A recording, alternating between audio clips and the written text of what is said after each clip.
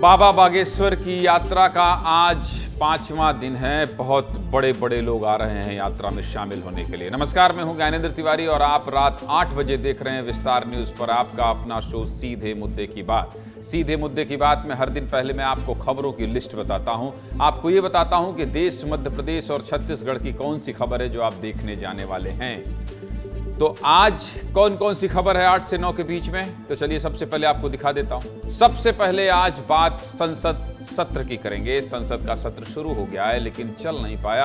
हंगामा होने ही वाला था कि सदन स्थगित कर दी गई। विस्तार से खबर देखना है तो बने रहिएगा। बड़ी बड़ी तस्वीर संसद की दिखाऊंगा। दूसरी खबर में बात संभल हिंसा की करूंगा। टीम शाही जामा मस्जिद के सर्वे के लिए गई थी, भीड़ ने पथराव शुरू कर दिया।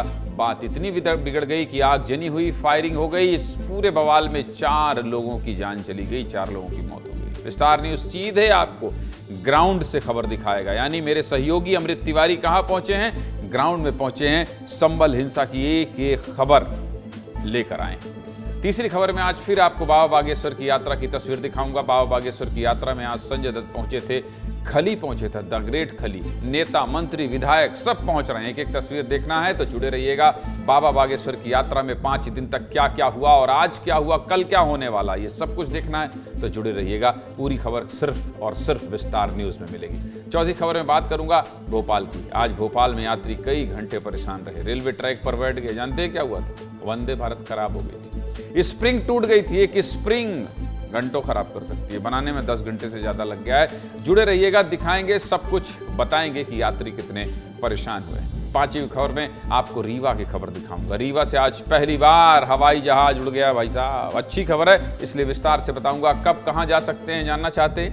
रीवा से आप कहां कहां उड़ सकते हैं, उड़ान भर सकते हैं, जानना चाहते हैं तो जुड़े रहिएगा। 6वीं खबर में बात करेंगे कैसे हाथी के डर से, हाथी का डर सोने नहीं दे रहा है। डिंडौरी में स्कूल की छुट्टी हो गई है। सरगुजा में तो लोग रात रात भर जग रहे हैं। विस्तार से पूरी खबर दिखाऊंगा।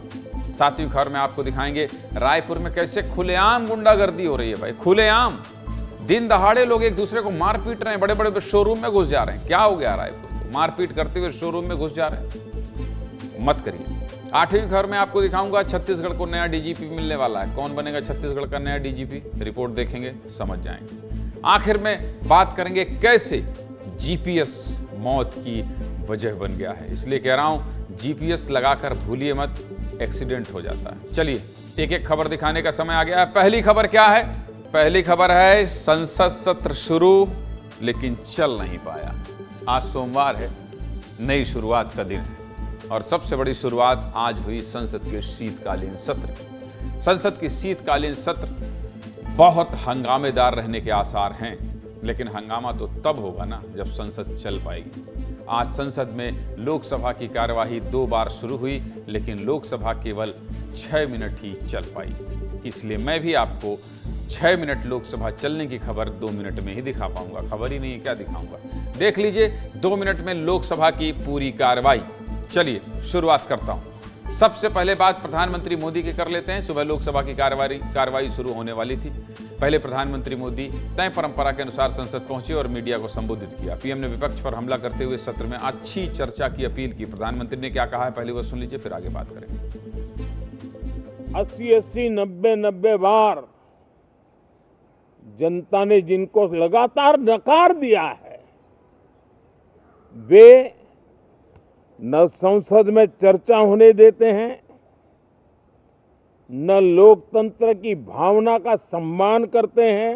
मैं आशा करता हूं कि ये सत्र बहुत ही परिणामकारी हो, संविधान के 75वें वर्ष की शान को बढ़ाने वाला हो। वैसे प्रधानमंत्री मोदी को अच्छी चर्चा की उम्मीद थी, लेकिन ऐसा होता नहीं है कि सत्र शुरू हो और हंगामा ना हो। सुबह 10:59 पर प्रधानमंत्री मोदी लोकसभा में आए और 11 बजे लोकसभा स्पीकर ओम बिरला के साथ आने के साथ ही लोकसभा की कार्रवाई शुरू हो गई।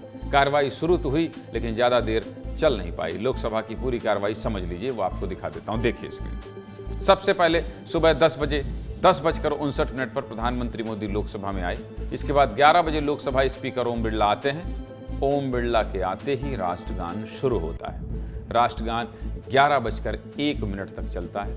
11:01 से 11:05 तक दिवंगत सांसदों को श्रद्धांजलि दी गई।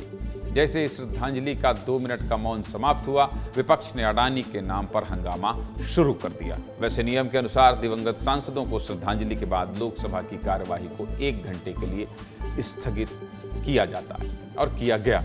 कार्यवाही 5 मिनट की इस कार्यवाही को 30 सेकंड में आप भी देख लीजिए। देखिए।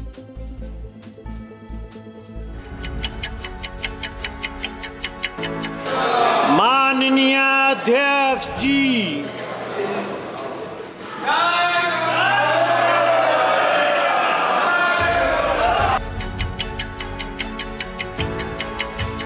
ये सभा अब दिवंगत आत्माओं के सम्मान में कुछ देर मौन रहेगी।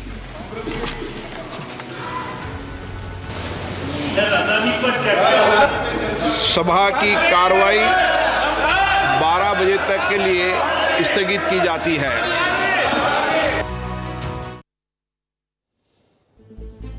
इसके बाद लोकसभा की कार्रवाई दोपहर 12 बजे दोबारा शुरू हुई। इस बार स्पीकर की कुर्सी पर लोकसभा अध्यक्ष ओम बिरला नहीं बल्कि मध्य प्रदेश के भिंड से सांसद संध्या राय थी। कार्रवाई शुरू तो हुई, लेकिन शुरू होते ही विपक्ष ने फिर से अडानी के नाम पर हंगामा शुरू किया तो 1 मिनट के अंदर ही लोकसभा की कार्रवाई दोबारा बुधवार तक के लिए स्थगित कर दी गई। अब बुधवार को क्या होता है ये तो बुधवार को ही पता चलेगा। फिलहाल आगे बढ़ना पड़ेगा और अगली खबर कौन सी है ये आपको दिखाना पड़ेगा। चलिए आगे बढ़ते हैं। संभल में हिंसा, 4 लोगों की मौत हो गई है। उत्तर प्रदेश के संभल में 4 लोगों की मौत हो गई। यूपी के संभल में जामा मस्जिद के सर्वेक्षण का विरोध कर रहे प्रदर्शनकारियों की रविवार को पुलिस के साथ हिंसक झड़प हो गई। 24 अक्टूबर को सुबह करीब 6:30 बजे सर्वे के लिए टीम संभल के शाही जामा मस्जिद पहुंची। तभी टीम पर उग्र भीड़ ने पथराव किया। देखते ही देखते इलाके में हिंसा भड़क गई। जगह जगह आगजनी होने लगी, फायरिंग होने लगी। भीड़ ने भी फायरिंग की और पुलिस ने भी भीड़ को नियंत्रित करने के लिए गोलियां चलवाई। संभल में घंटों चले इस बवाल में 4 लोगों की मौत हो गई। संभल में भड़की हिंसा की तस्वीरें और अभी क्या हालत है, रिपोर्ट देखिए।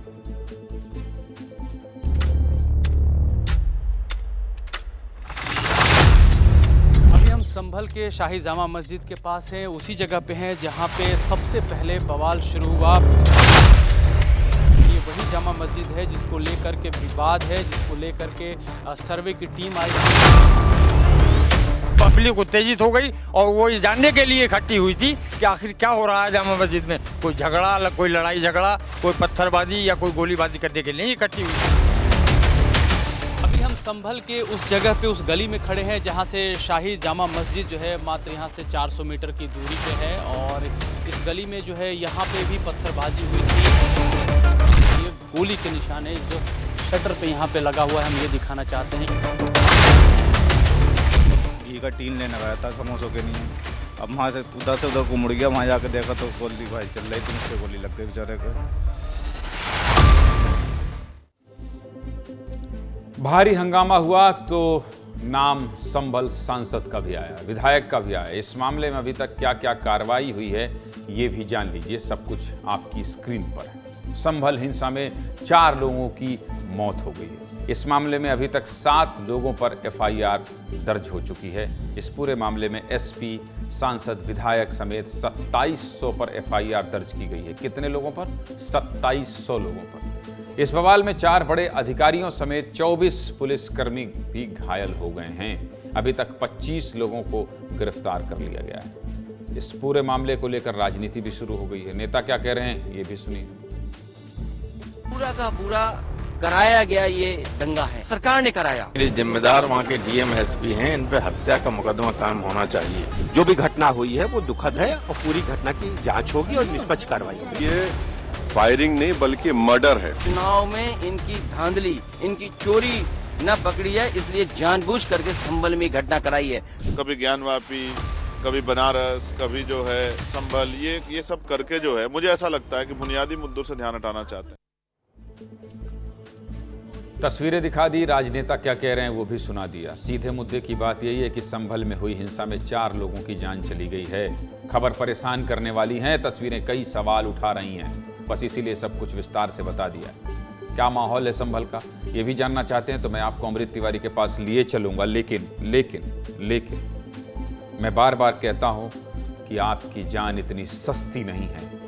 जिन लोगों की जान गई है, जिन 4 लोगों की जान चली गई है, उनका भी परिवार होगा, उनके भी बच्चे होंगे, उनके लोगों को भी दुख होगा, घर में मातम होगा। ऐसी स्थिति में उन 4 लोगों के परिवारों के बारे में कौन सोचेगा? आखिर सिस्टम का ये फेल्योर 4 लोगों की जान ले गया। बिल्कुल सच सुन रहे हैं आप और सही सुन रहे हैं आप। 4 लोगों की जान क्यों चली गई? पुलिस क्या कर रही थी? प्रशासन क्या कर रहा था? क्यों तैयार नहीं थी? किसी आम आदमी की जान के साथ इस तरह से लापरवाही बरतना बिल्कुल ठीक नहीं है। और इसलिए मैं कह रहा हूं कि आपकी जान इतनी सस्ती नहीं है। जिनका अपना गया है, उनके घर में क्या स्थिति होगी ये आप समझ सकते हैं। चलिए अमृत के पास लेकर चलता हूं और अमृत मेरे साथ जुड़े हैं, संभल पहुंचे हैं, वहां से ग्राउंड रिपोर्ट भेजा है। अमृत, ये पुलिस की लापरवाही साफ साफ दिखाई दे रही है और पुलिस की लापरवाही पर सवाल खड़े हो रहे हैं कि आखिर 4 लोगों की मौत पुलिस और प्रशासन के गैर जिम्मेदाराना रवैया की वजह से ही हुई है। भले पुलिस और प्रशासन इसको ढकने के लिए कुछ भी कहें। अमृत जी बिल्कुल, आप सही फरमा रहे हैं। जब हम ग्राउंड पे पहुंचे और अलग अलग जगहों पे जब हमने बातचीत की तो पहले तो पुलिस से भी हमने बात की। पुलिस का ये कहना था कि जिस कदर से पत्थरबाजी हुई और अचानक भारी संख्या में पत्थरबाज पहुंचे, उनको कंट्रोल करने के लिए उन्होंने आंसू गैस के गोले छोड़े। लेकिन जो लोगों के भीतर से जो स्थानीय थे, लोकल्स थे, उनके तरफ से ये कहना है कि दरअसल ये जो गोली कांड हुआ वो पुलिस की तरफ से, उनका आरोप है कि पुलिस की तरफ से किया गया। लेकिन जो पुलिस विभाग के अधिकारी हैं, उनका यह कहना है कि दरअसल जो गोली लगी है, पोस्टमार्टम की रिपोर्ट में जो सामने बात आई है, उसमें गोली पुलिस के हथियार से चली हुई गोली का नहीं है, बल्कि वो तमंचे की है। अब यह बात पुष्ट करना बड़ा ही कठिन हो गया है कि गोली चलाई तो आखिर में किसने चलाई। पुलिस कह रही कि हमने नहीं चलाई, और जो प्रदर्शनकारी चाहे वहां पत्थरबाज थे, उनकी तरफ से यह कहना है, जो लोग वहां चश्मदीद है वो कह रहे हैं कि भाई गोली भीतर से नहीं चली है, पुलिस की तरफ से चली है। तो एक बहुत बड़ा कंटेंशन है यहाँ पे। और दूसरी सबसे बड़ी बात है जिसको लेकर के जो आपत्ति जताई जा रही है कि सर्वे एक बार हो गया तो दोबारा करने की जरूरत क्या थी। और वहीं पे जो हमारी बातचीत जो विस्तार न्यूज की हुई, मस्जिद कमेटी के अध्यक्ष थे जफर नाम है उनका, उनकी तरफ से जब बात की गई तो उनका ये कहना था कि उनको जो इतला की गई कि आपके हम सर्वे करने आ रहे हैं, वो ठीक जो है सुबह को सर्वे कराया जाता है और उनको शाम को देर शाम उन्हें इन्फॉर्म किया जाता है कि हमारी टीम आ रही है, दोबारा सर्वे करने की आवश्यकता पड़ गई है। तो जब वो सुबह पहुंचते हैं और जो सर्वे करने की टीम पहुंचती है, इस दौरान एक अफवाह फैलती है कि मस्जिद की खुदाई हो रही है। और ये खुदाई होने की अफवाह कैसे फैलती है, तो उनका आरोप यह है कि वहां पे जो टीम पहुंची थी उसने वहां एक तालाब है जहां पे लोग वजू करते हैं, उसका पानी उन्होंने पूरी तरह से निकलवा दिया कि ताकि वो तस्दीक कर सके। आपको सुन के समझ पा रहा हूं अमृत, जो मैं आपको सुन के समझ पा रहा हूं, इस पूरे मसले पर और इस पूरे घटनाक्रम में सिर्फ और सिर्फ पुलिस और प्रशासन की लापरवाही दिखाई दे रही है। आपको सर्वे करना है, सर्वे करिए, लेकिन उस सर्वे में 4 लोगों की जान चली जाए, इसका मतलब आपसे सिस्टम संभल नहीं पाया। फिलहाल ग्राउंड से इतनी महत्वपूर्ण तस्वीर और इतनी सटीक जानकारी देने के लिए अमृत आपका बहुत बहुत धन्यवाद। आगे बढ़ता हूं, अगली खबर क्या है? अगली खबर क्या है भाई? वंदे भारत खराब हो गई है। 10 घंटे परेशान रहे यात्री, फिर से खराब हो गई है वंदे भारत फिर से खराब हो गई है। फिर से इसलिए कह रहा हूं क्योंकि पहले भी कई बार शिकायतें आ चुकी हैं। कभी वंदे भारत एक्सप्रेस की छत से पानी टपकने की शिकायत आई, तो कभी आग लगने की खबर भी आई, लेकिन इस बार मामला ज़्यादा बड़ा है। वंदे भारत एक्सप्रेस में आई खराबी की वजह से ट्रेन 10 घंटे से ज़्यादा समय तक भोपाल में ही खड़ी रही। यात्रियों ने हंगामा किया। पूरी खबर विस्तार से जानना चाहते हैं, चलिए बता देता हूँ। भोपाल के रानी कमलापति स्टेशन से दिल्ली का हजरत निजामुद्दीन तक, दिल्ली के हजरत निजामुद्दीन तक जाने वाली वंदे भारत एक्सप्रेस ने यात्रियों को खूब परेशान किया। रानी कमलापति स्टेशन पर खूब हंगामा भी हुआ इसकी वजह से। दरअसल हुआ क्या कि रात को दिल्ली से भोपाल आ रही वंदे भारत एक्सप्रेस जब भोपाल पहुंची तो अधिकारियों को ट्रेन की स्प्रिंग टूटी होने की जानकारी मिली। तुरंत ट्रेन को ठीक करने के लिए टीम लग गई, लेकिन ट्रेन समय से ठीक नहीं हो पाई और ट्रेन अपने तय समय करीब 8 घंटे तय समय से करीब 8 घंटे देरी से दिल्ली के लिए रवाना हुई। बस इसी देरी की वजह से यात्रियों ने स्टेशन पर हंगामा किया। कुछ यात्री तो इस कदर परेशान हो गए कि रेलवे ट्रैक पर जाकर बैठ गए, हंगामा कर रहे। यात्रियों का कहना था कि उन्हें ट्रेन के समय के बारे में सही जानकारी भी नहीं दी गई। वंदे भारत में सफर करने वाले यात्रियों ने बताया कि रात करीब 3 बजे उनको रेलवे द्वारा मैसेज किया गया, जिसमें बताया गया कि ट्रेन करीब 5 घंटे लेट यानी 10 बजे सुबह चलेगी। सभी यात्री 10 बजे के हिसाब से स्टेशन पहुंच गए, लेकिन 9:52 पर दोबारा अपडेट किया गया कि ट्रेन अभी और भी लेट हो सकती है। ठंड आई गई, आप जान लें। रेलवे के द्वारा एक शख्स पर पोस्ट भी किया गया, जिसमें बताया गया कि आज वंदे भारत एक्सप्रेस 8 घंटे देरी से दोपहर 1:40 पर रवाना होगी। यानी कि जो वंदे भारत एक्सप्रेस सुबह 5:40 पर चलनी थी, वो दोपहर को 1:40 पर दिल्ली के लिए रवाना हुई। सोचिए, गुस्सा तो फूटेगा भाई आम जनता का। वंदे भारत की खराबी की खबर पर हमारे सहयोगी विवेक पांडे भी रानी कमलापति स्टेशन पहुंचे और यात्रियों से बात की। सबसे पहले विवेक पांडे की ये रिपोर्ट देखिए, फिर आगे की बात करूंगा। देखिए। रानी कमलापति से हजरत निजामुद्दीन की ओर जाने वाली वंदे भारत पिछले 8 घंटे से लेट है। रानी कमलापति रेलवे स्टेशन पर सैकड़ों की संख्या में यात्री यहां पर ट्रेन का इंतजार कर रहे हैं, लेकिन अभी तक ट्रेन यहां पर नहीं आई है। आप लोग हजरत निजामुद्दीन के लिए कितने घंटे से वेट कर रहे हैं वंदे भारत एक्सप्रेस? इसका टाइम था 1:33 PM हजरत निजामुद्दीन पहुंचाने का, और अभी ये स्टार्ट होगी 1:40 PM से। मेरी आज की अपॉइंटमेंट थी 4 बजे की, अब मुझे नहीं मिल पाएगी। मैं सुबह 5 बजे से इस हालत में वेट कर रहा हूँ। मैं कलकत्ता से हूँ, हम लोग टूर करने के लिए 25 सीनियर सिटीजन इधर आया हूँ। सुबह 4:30 बजे हम लोग इधर पहुँचा, 5:40 में एक प्रीमियम ट्रेन वंदे भारत में जाएगी बोल के, मतलब 8 घंटा लेट।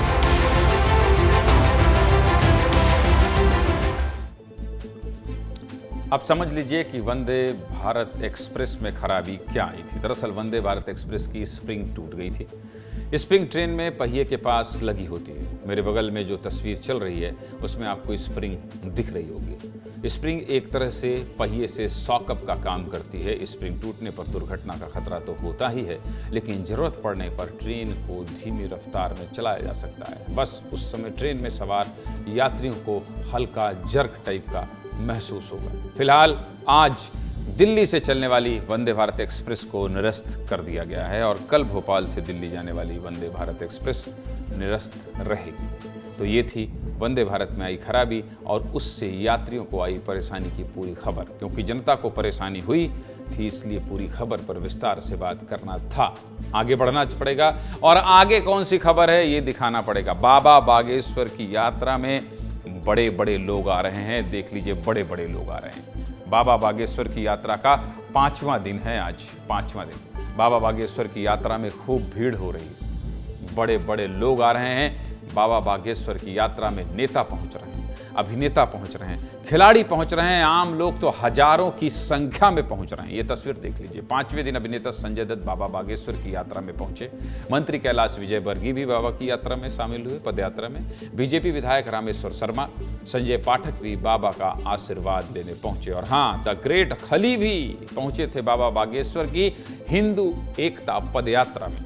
5वें दिन बाबा बागेश्वर की पदयात्रा की तस्वीरें विस्तार से देखना चाहते हैं तो पहले आप ये रिपोर्ट देख लीजिए, फिर आपको आगे मैं खबर विस्तार से बताऊंगा, पूरा विश्लेषण करूंगा कि आखिर 29 तारीख तक चलने वाली इस यात्रा में कहां कहां से लोग आ रहे हैं, कितनी बड़ी संख्या में लोग शामिल हो रहे हैं और किस तरह से आचार्य धीरेन्द्र कृष्ण शास्त्री पर प्यार लुटा रहे हैं। भीड़ आ रही है, हजारों लोग पहुंच रहे हैं, सड़कों पर सो रहे हैं, खाना बन रहा है, इसके बाद भी ठंड में लोग जमे हुए। देखिए पहले ये रिपोर्ट, उसके बाद आगे बात करेंगे।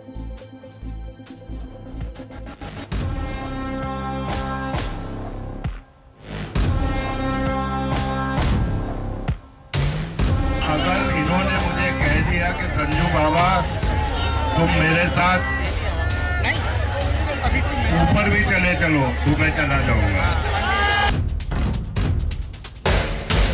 लोग समाज को बांटना चाहते हैं और माननीय गुरुवर धीरेन्द्र शास्त्री जी समाज को जोड़ना चाहते हैं।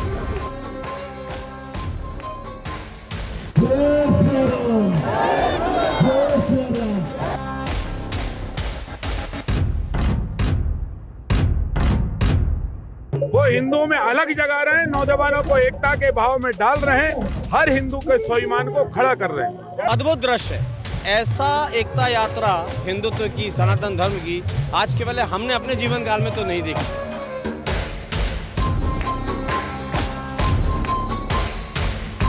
अभी ये सनातन के आदमी, इसमें किसी पार्टी का आदमी नहीं चलता है। इस देश की बेटियों के ऊपर जो अत्याचार लव जिहाद के नाम पर हुआ, जिनके घर बिखर गए, बर्बाद हो गए, उन बेटियों के दर्द से तो हमारा दर्द बहुत कम है।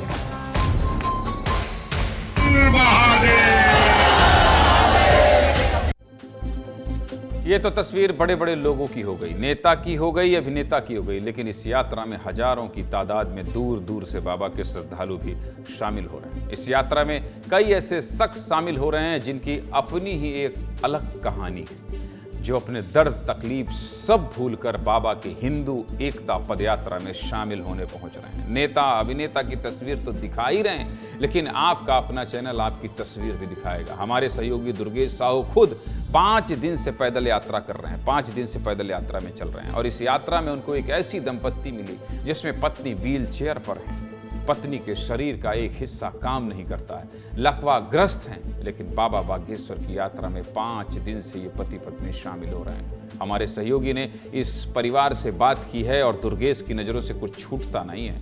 वहाँ शादी हो रही है लोगों की, वो भी दुर्गेश ने आपको दिखाया। और आज जब ये अद्भुत तस्वीर आई कि 5 दिन से कोई व्हील चेयर में पैदल चल रहा है, तो दुर्गेश वहाँ भी पहुँच गए। दुर्गेश साहू की ये जमीनी पड़ताल देखिए, फिर आगे बात करेंगे। देखिए क्या हुआ है माता जी को, पहले तो बताइए। इनको लकवा लग गया है, 2 वर्ष से एक अंग में लकवा लगा है। क्या करते? व्हील चेयर पे बैठ के ले जाते कराते हैं सब इनको। हमारा भी यही संकल्प है कि हम गुरु जी जब तक वहाँ जाएंगे, उड़ीसा तक हम दर्शन नहीं करेंगे जब तक हम घर नहीं जाएंगे। जो हमारे गुरु जी संकल्प लिए है उसी में शामिल हम रहेंगे। कष्ट हो रहा है? कुछ नहीं हो रहा। नहीं हो रहा। सामान की बात करूं तो क्या क्या है आपके? सामान हमारे पास कंबल भी है, 2 कंबल है, चादर है, तो मतलब बिछाने उड़ने का साधन है, और साधन हमारे गुरुजी करते पूर्ति। कोई परेशानी नहीं। जैसे भारत आज़ाद होने में भगत सिंह, राजगुरु सुखदेव सिंह का नाम था, उसी तरह अगर 10 आदमी हमारे भारत में आज एक्टिव हो जाएंगे ना, तो हिंदू राष्ट्र बन जाएगा। संकल्प है कि हिंदू राष्ट्र बनाना है, इसलिए निकल पड़े हैं बाबा के श्रद्धालु। अभी क्या माहौल है ये भी तो आप देखना चाहते हैं, क्योंकि जब आप सीधे मुद्दे की बात देखते हैं रात 8 से 9, तो आप पहले क्या हुआ ये भी देखना चाहते हैं, अभी क्या हो रहा है ये भी जानना चाहते हैं, क्या हो गया ये भी, और अभी क्या स्थिति है यात्रा में ये देखिए। दुर्गेश साहू हमारे 5 दिन से वहीं डटे हुए हैं, उसी पंडाल में खाना खा रहे हैं, वहीं सो रहे हैं, वहीं टहल रहे हैं। दुर्गेश तस्वीरों को केवल दिखाइए, घूम घूम के तस्वीरों को दिखाइए, कहां पहुंची है यात्रा और क्या स्थिति है। दुर्गेश।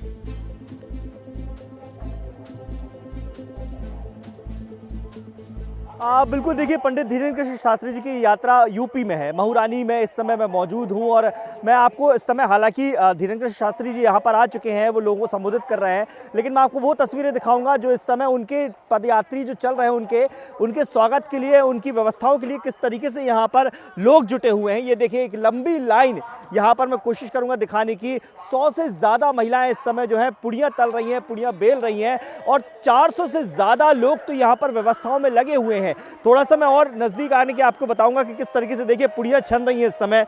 ये तस्वीरें हैं बहुत खूबसूरत, क्योंकि ये उन लोगों की थकान मिटाएंगी, उन लोगों की भूख मिटाएंगी जो दिन भर से पैदल चल रहे हैं और हिंदू राष्ट्र की मांग की बात कर रहे हैं, हिंदू राष्ट्र एकता की मांग कर रहे हैं। कुछ लोग हैं मेरे साथ जो इस व्यवस्था में लगे हुए हैं। किस तरह की व्यवस्था है आप लोगों की, और कितने लोग जुटे हुए इस काम में? आज कितने लोगों का खाना बना? आज हमारा 50 से 60 हज़ार पब्लिक का भोजन बना है, और हम कम से कम 150 जनों की टीम लगी हुई है। 150 जनों की टीम लगी हुई है। बिल्कुल, तो ये देखिए ये जो महिलाएं हैं, मैं इनसे भी बातचीत करने की कोशिश करूंगा। आप लोग कितने खुश हैं इस काम को करके? बताइए कितने खुश हैं काम को करके? और आप बताइए कितने खुश हैं आप लोग? बढ़िया है, आनंद मंगल से भगवान के नाम से बढ़िया, मतलब काम चल रहा है, अच्छा लग रहा है, उनकी सेवा कर रहे हैं। सेवा दे रहा हूँ आप सेवा देने आए हम। बिल्कुल, देखिए ये महिलाएं, मैं इनसे बात करने की कोशिश। कैसा लग रहा है आपको? बहुत अच्छा लग रहा है। बहुत अच्छा लग रहा है, बहुत अच्छा लग रहा है हमारा। ये देखिए, सबके जहन में एक ही बात है इस समय कि हम केवल सेवा कर रहे हैं। देखिए, ये इस पूरी यात्रा में मेरा जो व्यक्तिगत अनुभव ये रहा है। चलते जाइए, चलते चलते तस्वीर दिखाइए। दुर्गेश चलते जाइए, पैदल चलते जाइए, बहुत दूर तक पैदल चलते जाइए और दिखाते जाइए कि क्या तस्वीर। कैमरामैन को बोलिए चलते चलते दिखाए सब कुछ। बिल्कुल देखिए, मैं बिल्कुल देखिए, मैं तस्वीरें भी दिखा रहा हूं ये किस तरीके से देखिए मशीन के जरिए आटा गूंथा जा रहा है। बहुत तस्वीर आपने दिखा दी, आपका बहुत बहुत धन्यवाद। इसी तरह से यात्रा जो श्रद्धालु जुड़े हुए हैं बाबा बागेश्वर से, आचार्य धीरेन्द्र कृष्ण शास्त्री से, उनको हम रात में पूरा अपडेट बता देते हैं। मध्य प्रदेश छत्तीसगढ़ का एक इकलौता चैनल है विस्तार न्यूज, जो आपकी आस्था का केंद्र जहां है, जहां के बारे में आप जानना चाहते हैं, वो सब कुछ हम विस्तार से दिखाते हैं और बताते हैं। लेकिन आगे बढ़ना पड़ेगा और कहां के लोगों को मुस्कुराना होगा। रीवा से हवाई जहाज उड़ने लगा है। ठीक है, अच्छा, बढ़िया खबर है। रीवा वाले मुस्कुराइए, खुश हो जाइए, आपके शहर में हवाई सेवा की शुरुआत हो गई है। रीवा के विकास में अब पंख लग गया है, पंख लग गया है। जिसका इंतजार सालों से था, वो दिन आ ही गया। आज जब रीवा से भोपाल के लिए विमान ने उड़ान भरी, तो ये पल इतिहास के पन्नों में दर्ज हो गया। ये तस्वीर देखिए, पहली तस्वीर विधानसभा चुनाव के पहले की है, जब तत्कालीन विमानन मंत्री ज्योतिरादित्य सिंधिया की मौजूदगी में हवाई अड्डे का शिलान्यास हुआ था। एक साल बाद 20 अक्टूबर 2024 को प्रधानमंत्री नरेंद्र मोदी ने रीवा हवाई अड्डे का वर्चुअली उद्घाटन किया था। एयरपोर्ट के उद्घाटन पर रीवा में सीएम डॉक्टर मोहन यादव भी मौजूद रहे। तब भी विस्तार से खबर दिखाई थी और आज फिर से खुशी के साथ आपको बता रहा हूं कि रीवा को बहुत बड़ी सौगात मिल गई। आज रीवा से पहली हवाई जहाज उड़ान भरी है। हमारे संवाददाता विवेक तिवारी ने रीवा एयरपोर्ट से एक रिपोर्ट भेजी है। पहली फ्लाइट शुरू होने के दिन एयरपोर्ट पर कैसा माहौल था, हवाई सेवा शुरू होने पर लोग क्या कह रहे हैं, सब कुछ इस रिपोर्ट में देख लीजिए, जान जाएंगे, समझ जाएंगे। देखिए रिपोर्ट।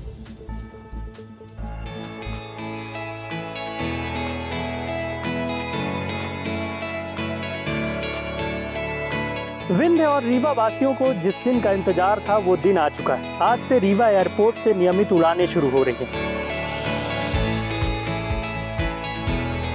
मैं रीवा से भोपाल जा रहा हूँ। हाँ, पहले एक्साइटमेंट तो है ही है। आज फ्लाइट थोड़ा लेट है। यहाँ पे जो यात्री हैं वो सब पहुँचने लगे हैं, जिन्होंने अपनी टिकट बुक की है। मैं दवाई कराने जा रहा हूँ, 2 घंटे लेट है।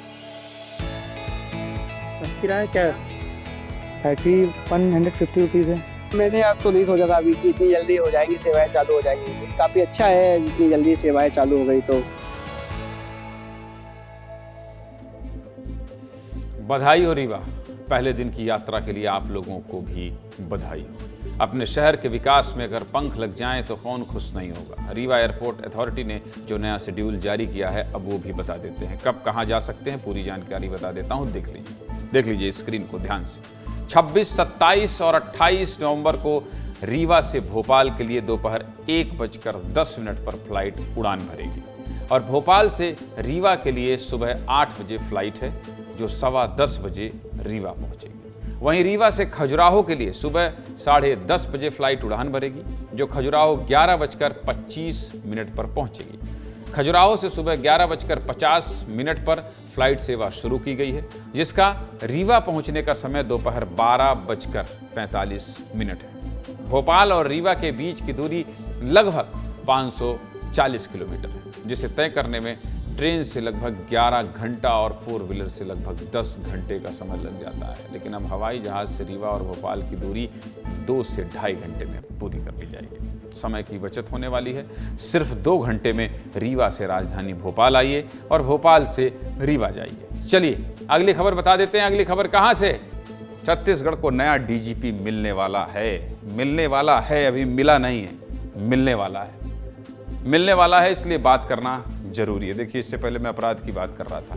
छत्तीसगढ़ के डीजीपी अशोक जुनेजा का कार्यकाल 5 फरवरी को पूरा होने वाला है। ऐसे में छत्तीसगढ़ को जल्द ही नया डीजीपी मिल जाएगा, जिसके बाद 5 आईपीएस अधिकारियों को डीजीपी के लिए शॉर्ट लिस्ट किया गया है। आपके प्रदेश का नया डीजीपी कौन हो सकता है, किन अधिकारियों के नाम पर मंथन चल रहा है, चलिए एक एक करके आपको सब कुछ बता देता हूं।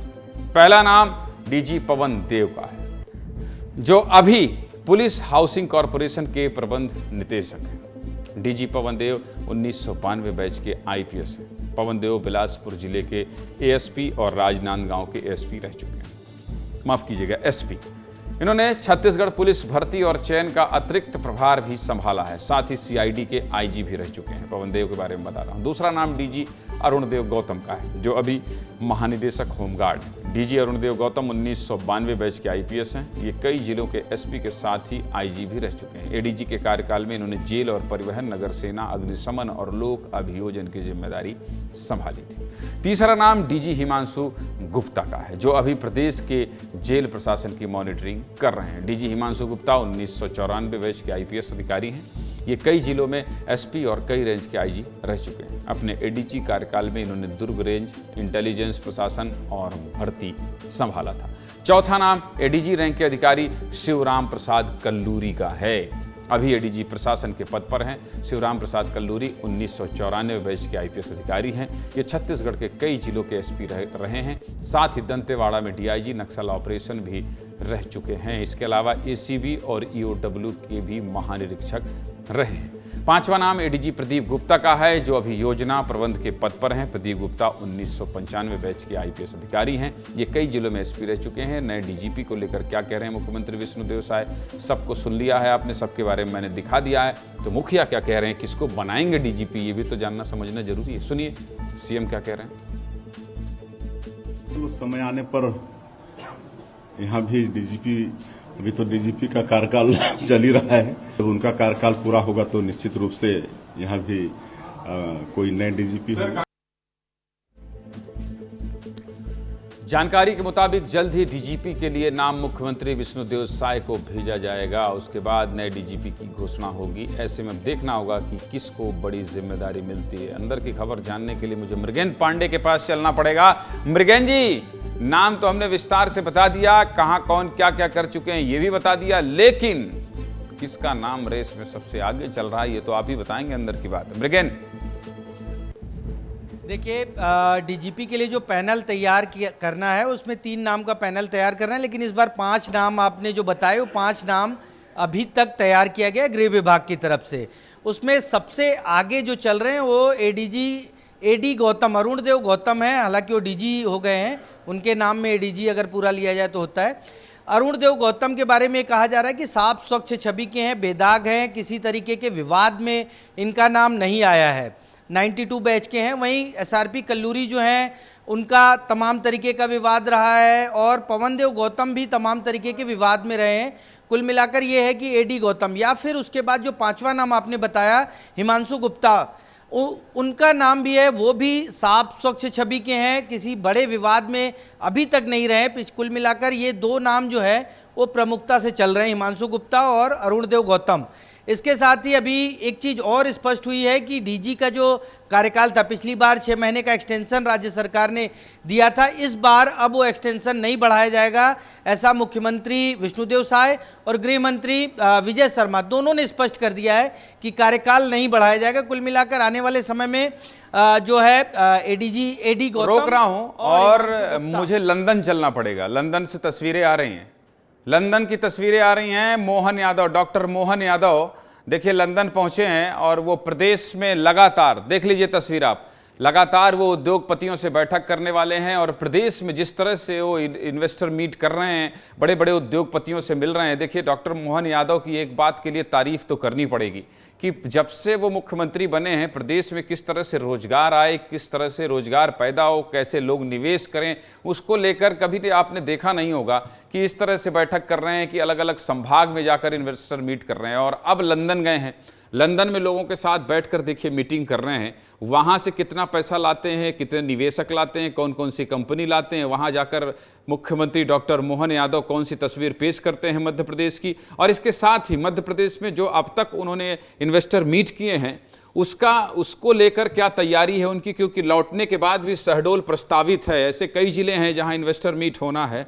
और इसके साथ ही लंदन पहुँचने के बाद निस्संदेह देखिए उनके साथ आपको अधिकारी भी दिखाई दे रहे हैं, वो खुद दिखाई दे रहे हैं और वहाँ बैठकर मंथन कर रहे हैं और इस बात को लेकर चिंतित हैं कि मध्य प्रदेश को कैसे बड़ा किया जाए और मध्य प्रदेश में कैसे पैसा लाया जाए ताकि यहाँ रोजगार पैदा हो। और ये बहुत बड़ी बात है। देखिए मध्य प्रदेश में अगर बाहर की कंपनियाँ आती हैं, बाहर से निवेश आता है तो इससे निसंदेह रोजगार बढ़ेगा। आज अगर हम बड़ी बड़ी कंपनियों की बात करते हैं तो गुड़गांव की बात करते हैं, हम बेंगलोर की बात करते हैं, आईटी सेक्टर की बात करते हैं तो हम चंडीगढ़ की बात करते हैं, इसके अलावा देश के मुंबई की बात करते हैं, दिल्ली की बात करते हैं। लेकिन अभी अगर मध्य प्रदेश को लेकर मुख्यमंत्री इतने ज़्यादा चिंतित हैं, मुख्यमंत्री परेशान हैं और अपने अधिकारियों के साथ लगातार पहले एक तो मध्य प्रदेश के अलग अलग बड़े बड़े शहरों में समिट करते हैं, लोगों को बताते हैं कि आइए इन्वेस्ट कीजिए, आइए इन्वेस्ट कीजिए। और जब छोटे शहरों में उद्योगपतियों के पास मुख्यमंत्री इस तरह से जाते हैं, लंदन से जो तस्वीर आ रही है पहले आप देख लीजिए अधिकारियों के साथ, पहले वो आज वहाँ जब पहुँचे थे तो वो महात्मा गांधी की प्रतिमा पर माल्यार्पण उन्होंने किया था। ठंड बहुत ज़्यादा है, तो ठंड बहुत ज़्यादा है इसलिए मफलर भी आपको दिखाई दे रहा होगा उनके कंधे में। अभी भोपाल में होते तो ये स्थिति दिखाई नहीं देती। लेकिन अभी मध्य प्रदेश को कैसे आर्थिक रूप से समृद्ध किया जाए, मध्य प्रदेश को कैसे रोजगार पैदा करने वाला प्रदेश बनाया जाए और मध्य प्रदेश की आर्थिक रीढ़ मजबूत करने के लिए क्या प्रयास किए जाएं। आप देख रहे होंगे कि मोहन यादव लगातार कुछ न कुछ, चाहे वो पशुपालन के क्षेत्र में हो, चाहे वो मजदूरों के सेक्टर में हो, चाहे वो लाडली बहना योजना के उसमें महिलाओं के डायरेक्ट खाते पैसा देने के मसले में हो, या तो फिर जब ये सब रोजगार तब आएंगे जब आपके पास पैसा आएगा। आप आर्थिक स्थिति, आर्थिक सेहत जब किसी प्रदेश की आपको मजबूत करना है तो उसके लिए इस तरह के प्रयास करने होंगे और वही प्रयास है मोहन यादव की प्राथमिकता में। आप देख रहे होंगे कि किस तरह से उद्योगपतियों को, इंडस्ट्रियलिस्टों को अपनी तरफ आकर्षित करने के लिए और ये बताने के लिए कि मध्य प्रदेश जो है एक ऐसा राज्य है जहां आप इन्वेस्ट कर सकते हैं। तो ये जो तस्वीर आ रही है सीधे लंदन से, इसलिए मैंने आपको बता दिया और आपको दिखा दिया कि लंदन से जो तस्वीर आ रही है उस तस्वीर के सहारे आप ये समझ सकते हैं कि आपके प्रदेश का मुखिया, आपके प्रदेश का मुख्यमंत्री वो पहुंचा है लंदन। और लंदन में जब वहां पहुंचते हैं कोई मुखिया, मुख्यमंत्री, तो उस हिसाब से भी देखते हैं कि आखिर इस देश में किस तरह से आर्थिक उन्नति हो रही है और वहां के लोगों को किस तरह से मध्य प्रदेश निवेश के लिए आकर्षित किया जा सकता है। श्याम सिंह तोमर हैं मेरे एडिटर कंटेंट और प्लानिंग। ये बता दीजिए कि जो मेहनत कर रहे हैं मुख्यमंत्री, पहले तो प्रदेश में हमने देखा और अब उनका पहला विदेश दौरा है और विदेश दौरा भी निवेशकों को आकर्षित करने और मध्य प्रदेश लाने के लिए है। श्याम जी, इसको किस रूप में देखा जाए? आपको आवाज आ रही है श्याम जी?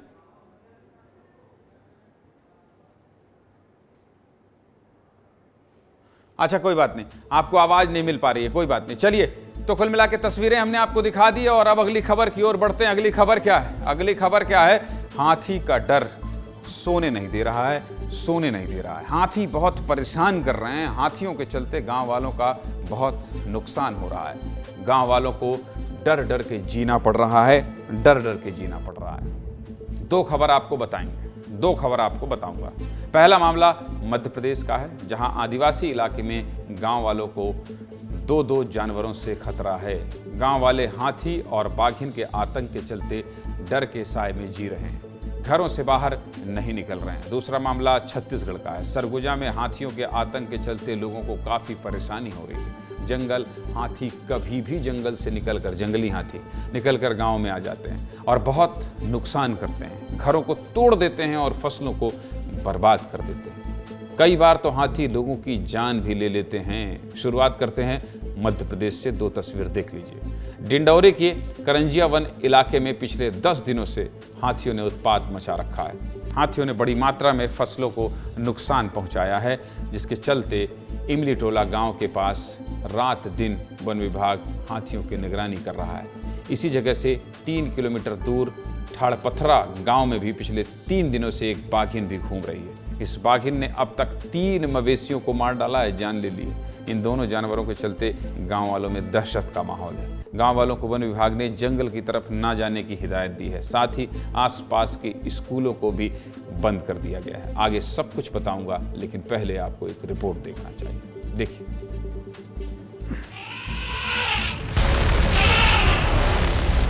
यहाँ से तकरीबन 100 मीटर की दूरी पर जो 4 हाथियों का दल है वो आराम फरमा रहा है। हाथियों का लगातार डेरा बना हुआ है और 8 से 10 हाथी हैं जो लगातार इस क्षेत्र में भ्रमण कर रहे हैं, लोगों की फसलों का नुकसान कर रहे हैं।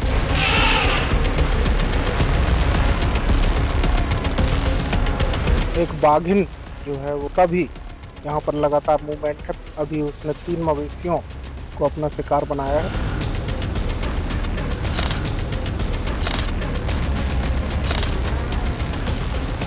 चाड़ा के आसपास की 5 स्कूलों की छुट्टी हमने किया है।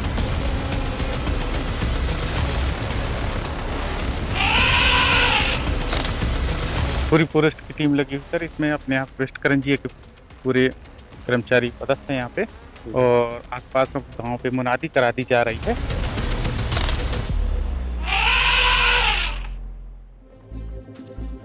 चलिए, मध्य प्रदेश की स्थिति आपने देख ली। अब बात करते हैं छत्तीसगढ़ की। तस्वीरें देखिए, अलाव जल रहा है, अलाव के पास गांव वाले बैठे हुए हैं, छोटे छोटे बच्चे भी उनकी गोद में हैं। कड़कड़ाती ठंड पड़ रही है और कड़कड़ाती ठंड के बीच लोग अपना घर छोड़ने के लिए मजबूर हैं। हाथियों के डर से रात भर जग रहे हैं। हाथियों के डर से गांव वाले एक साथ इकट्ठा होकर रहते हैं। इस सिंघरा गांव में लोग शाम ढलते ही खाना बनाने लगते हैं और शाम 6 से 7 बजे के बीच ही खाना खा लेते हैं कि अगर कहीं हाथी आ गया तो लोग घर छोड़कर भाग सकें और उन्हें रात भर भूखा ना रहना पड़े। हाथियों के चलते वन विभाग भी काफ़ी सतर्क है। वन विभाग के कर्मचारियों और रेंजर की मौजूदगी में हाथियों की निगरानी की जा रही है। वन विभाग के कर्मचारी बड़े बड़े टॉर्च लेकर हाथियों पर नजर रख रहे हैं। साथ ही हूटर बजाकर गांव वालों को अलर्ट भी किया जा रहा है। इस गांव में रात के वक्त जाने और रहने में बहुत रिस्क है। ऐसे में विस्तार न्यूज़ इन लोगों के बीच पहुंचा। हाथियों के खतरे के बीच हमारे सहयोगी दिलीप जायसवाल ने पूरी रात सोची, क्योंकि आपसे जुड़ा मामला है, क्योंकि आपकी खबर है, आपको सावधान करना है, आपकी मदद करना है, आपको मदद मिल जाए इसलिए प्रशासन की घंटी बजानी है, दरवाजा खटखटाना। इसलिए मेरे सहयोगी दिलीप जायसवाल कड़कड़ाती ठंड में पूरी रात अंबिकापुर के सिंघरा गांव में बिताया और लोगों को हो रही परेशानियों का जायजा लिया। हमारे सहयोगी दिलीप जायसवाल की रिपोर्ट देखिए और समझिए कि हाथियों से कितनी परेशानी है गाँव वालों को। देखिए रिपोर्ट।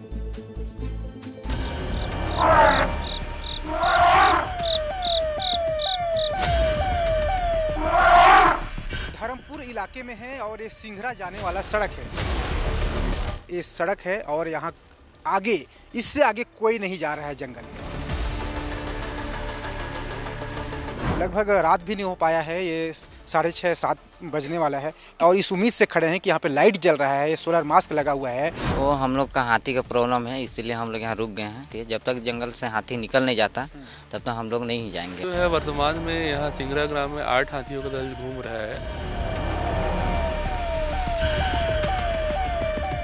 हम लोग किसी तरीके से दलदली गांव है यहाँ पहुँच गए हैं। गांव में कभी भी हाथियों की धमक हो सकती है, इसलिए ये लोग अभी भी बैठे हुए हैं यहाँ पर और आग ताप रहे हैं। अरे अचानक आता है तो मतलब निकलते हैं घर से बाहर। तो सिंघरा गांव में देखिए लोग कितने दहशत में हैं। हाथी के डर से रोटी बना रहे हैं जल्दी जल्दी। पूरी तरीके से तैयार हैं कि अगर हाथी आया, घर के आसपास आया, तो ये फिर घर छोड़कर भागेंगे। कौन दिखाएगा इन गांव वालों की खबर? विस्तार न्यूज़ दिखाएगा। रोटी बनाने के लिए भी संघर्ष करना पड़ रहा है, रात भर जग रहे हैं, डर रहे हैं, इसलिए खबर आपको दिलीप जायसवाल ने विस्तार से दिखाई और सब कुछ बता दिया। प्रशासन पहुंचिए, इनकी मदद कीजिए। चलिए आगे बढ़ते हैं और अगली खबर कौन सी है? अगली खबर है जीपीएस लगाकर भूलिए मत भाई, एक्सीडेंट हो जाता है। कैसे एक्सीडेंट हो जाता है? ये पुल आप देख रहे हैं, इसकी ये पूरे देश में वायरल है। ये पूरे देश में वायरल है और इसलिए वायरल है क्योंकि यहां से एक गाड़ी आती है, नीचे गिर जाती है, ये देखिए, और 3 लोगों की जान चली जाती है। ये पुल वायरल है, लेकिन आपको आज इस पुल के ऊपर लेकर चलेंगे। विस्तार न्यूज़ का हमारा सहयोगी इस पुल से यहां से ग्राउंड रिपोर्ट लेकर आया है। यहां से, यहां दीवार बन गई है, देखना चाहते हैं? चलिए बता देता हूं।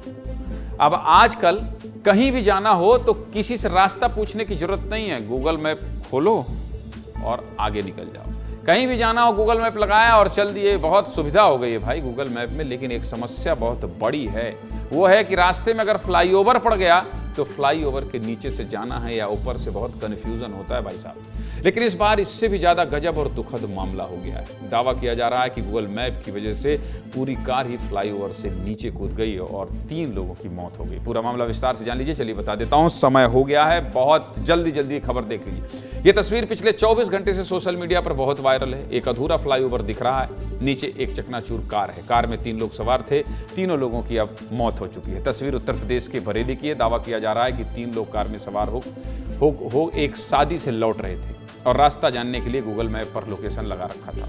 गाड़ी फ्लाईओवर के ऊपर चढ़ी, लेकिन पुल अधूरा था तो कार सीधे नीचे आकर गिर गई, जिससे क्या हुआ, 3 लोगों की मौत हो गई। पुलिस मौके पर पहुंची तो पता चला गाड़ी ऑनलाइन टैक्सी कंपनी की थी, जिसके बाद ये अनुमान लगाया गया कि कार जीपीएस के भरोसे चल रही थी और रास्ता पुल के ऊपर से दिखाया गया, जबकि पुल अधूरा ही बना हुआ था और कार ड्राइवर को आगे का रास्ता नहीं दिखा, जिसकी वजह से कार पुल से नीचे गिर गई। घटना बहुत चौंकाने वाली है, लेकिन इसमें केवल रास्ता बताने वाली ऐप की गलती नहीं है, गलती प्रशासन की भी है कि जब पुल अधूरा था तो कोई साइन बोर्ड क्यों नहीं लगाया गया था, यहां तक कि बैरियर लगाकर पुल को बंद भी नहीं किया गया था। पूरे मामले पर स्थानीय पुलिस का क्या कहना है, पहले वो सुन लीजिए, फिर आपको ग्राउंड रिपोर्ट भी दिखाऊंगा उसी पुल से। पहले सुनिए। मौके पर जाकर देखा गया तो एक वैगनार कार जो कि टैक्सी प्रतीत होती है, वह एक निर्माणाधीन पुल जिसका अप्रोच रोड दातागंज बदायूं की तरफ से था, उस पर चढ़ गई थी और ऐसा प्रतीत हो रहा है कि अचानक पुल खत्म होने से वह बीच नदी में गिर गई।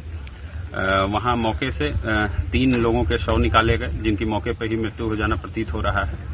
इन तीनों के पहचान के प्रयास किए गए तो इनमें 2 के आईडी कार्ड से उनकी अब गूगल मैप ने क्या रास्ता दिखाया था ये तो कोई नहीं जानता, क्योंकि जिन लोगों ने मैप देखा था वो तो अब इस दुनिया में नहीं है। लेकिन हमारे सहयोगी शुभम सिंह ने मौके पर जाकर ऑनलाइन मैप की पड़ताल की है, रिपोर्ट देखी उसी पुल से, देखिए। सब लोग थे वह इसी रास्ते से निकल रहे थे। हम आपको गूगल मैप में भी दिखाएंगे। देखिए फरीदपुर पड़ा हुआ है और फरीदपुर के आगे हम आगे डालते हैं इसे, तो इसमें आप साफ तौर पर देख सकते हैं कि जो आगे का रास्ता है वो नहीं दिखाई दे रहा है, क्योंकि आप कैमरे के माध्यम से भी सामने देख सकते हैं कि जो रोड है वह यही रोड है जो फरीदपुर के लिए जानी थी। लेकिन बात आई थी कि गूगल मैप के जरिए कार सवार निकले थे, लेकिन अब ये गूगल मैप में जो रास्ता है वह आगे नहीं दिखाई दे रहा है। आपको बता दें कि यही वह जगह है जहां पर कार सवार यहां से निकले थे और आगे उनकी कार नीचे गिर गई थी। हादसे में कार सवार 3 लोगों की मौत हो गई। वैसे ऐसा पहली बार नहीं है जब ऑनलाइन ऐप की वजह से किसी की जान गई हो। इससे पहले भी अगस्त 2024 में तेलंगाना का रहने वाला एक शख्स मैप पर गलत रास्ता बताने की वजह से सऊदी अरब के जंगल में फंस गया। शख्स 3 दिन तक वहीं फंसा। इसके बाद भूख प्यास युवक की मौत हो गई। अक्टूबर 2023 में केरल के एर्नाकुलम में 3 डॉक्टर्स की कार गलत रास्ता बताने की वजह से नदी में गिर गई, जिसके बाद तीनों डॉक्टर्स की मौत हो गई। सितंबर 2022 में अमेरिका में भी बरेली जैसा कांड हुआ, जहां एक 47 साल के युवक को मैप बताने वाले ऐप ने ऐसे पुल पर चढ़ा दिया जो आगे से टूटा हुआ था। युवक की कार पुल से नीचे गिर गई और युवक की मौत हो गई। सीधे मुद्दे की बात यह है कि तकनीक अच्छी चीज़ है, लेकिन उस पर कभी भी आंख मूंद कर भरोसा ना करें, अपना भी दिमाग लगाएं। चलिए टाइम हो गया, फिलहाल मुझे और मेरी टीम को इजाज़त दीजिए। बाकी खबरों के लिए आप बने रहिए विस्तार न्यूज़ के साथ। नमस्कार।